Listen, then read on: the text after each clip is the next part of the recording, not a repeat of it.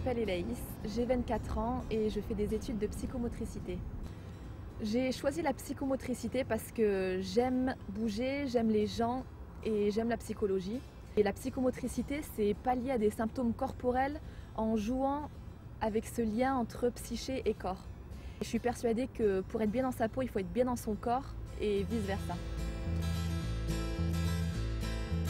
J'ai grandi dans une famille qui aimait Dieu, une famille chrétienne.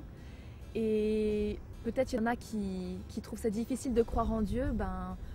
Moi, j'ai jamais eu de mal à croire en l'existence de Dieu. Par contre, Dieu me paraissait lointain.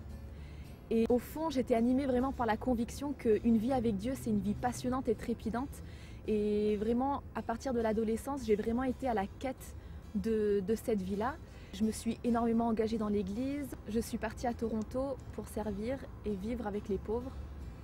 J'ai pris beaucoup de plaisir à faire toutes ces choses-là. Mais même si j'étais à 200%, c'est pas ça qui me permettait de vraiment être proche de Dieu. Et je continue à sentir Dieu comme un Dieu lointain. Ma vie a vraiment changé lors d'un rassemblement chrétien où Dieu s'est vraiment servi d'une personne, lui a révélé certaines choses de mon enfance qu'il n'était pas censé savoir et des choses qui m'ont vraiment affirmé que Dieu était un Dieu proche et qu'il avait été là dès ma naissance et bien avant. Ça m'a vraiment touchée d'avoir cette révélation concrète de Dieu et de son amour pour moi spécifiquement. Et j'ai vraiment aussi compris une notion magnifique, c'est cette notion de grâce.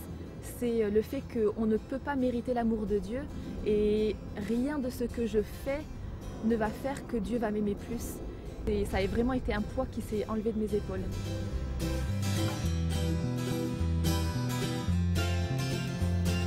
En psychomotricité, on parle toujours de symptômes inexpliqués, de maladies qu'on ne peut pas guérir. Il y a beaucoup de choses assez mystérieuses que la science n'explique pas. Et je fais ces études avec la conviction que rien n'est impossible à Dieu et qu'aucun symptôme ne lui résiste.